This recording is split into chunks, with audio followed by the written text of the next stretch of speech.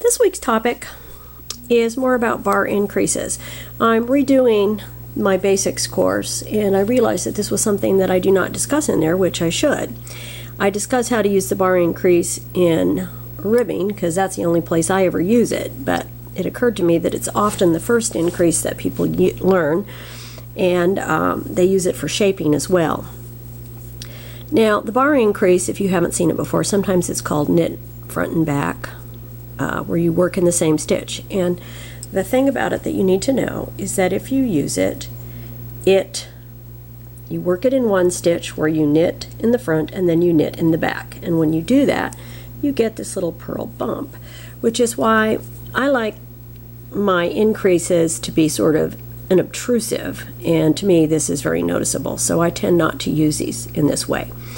Now, with any increase, unless you are working on something that is not going to be seamed or have stitches picked up, you never, ever work it in the first and last stitch. And that is what I have done here. And you can see that when I've worked it on the left, it leaves a little purl bump there.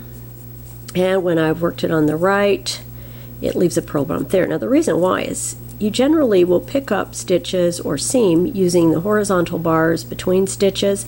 And when you have an increase in there, it just gums that up and makes it hard to see where to place the increase, and it's not ever going to look good. So don't ever do that. Always work it at least 1 or 2 stitches in. So there's my first 2 bar increases. One at the beginning of the row in the first stitch, one in the last stitch. Now, there are patterns, I've seen a lot of shawl patterns where you work an increase in the first stitch, usually in garter stitch, and since it's not going to be seamed, no big deal, but don't do it in anything that's going to be seamed. Now, when you work increases for shaping, you want them to be mirrored, and that is you want them to be the same type of increase, and you want the same number of stitches after or before the increase. And when I worked this one, I worked 2 stitches, 1, 2, and then I worked my increase, because there's the increase. You knit the stitch in the front, you knit it in the back.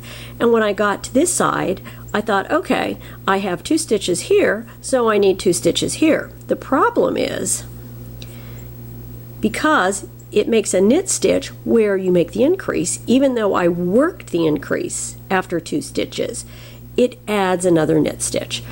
So here I have 2 stitches, here I have 3 stitches before the little purl bump, which is noticeable. When you use this increase, you want to be sure to think about how you're using it. So in this case, what I did is I worked I want 2 stitches in front of it. So I went 1, 2, I knit in it, and then I knit in the back to get my increase. So I knit this stitch as normal, I make the increase in this one. I have 2 columns of knit stitches before the purl bump. Now when I get to this side, I can do that. I've got 2 stitches here and then work it. And so this is made in the 3rd stitch from the edge. I've got a knit stitch and then it places the purl bumps there. Now I'm going to show you how I'm going to do that again. I'm going to knit 1, and when I knit this stitch, it's going to give me a column of knit stitches, but I'm going to then twist my needle around and knit into the back.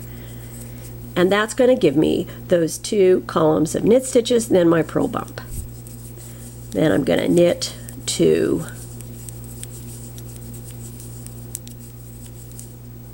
3 stitches before the end. Now, if I were to just work it there, it would be putting it there. So I'm going to knit this one. Whoops, don't want to take it off. And then I'm going to knit in the back, and that gives me 2 stitches that are plain.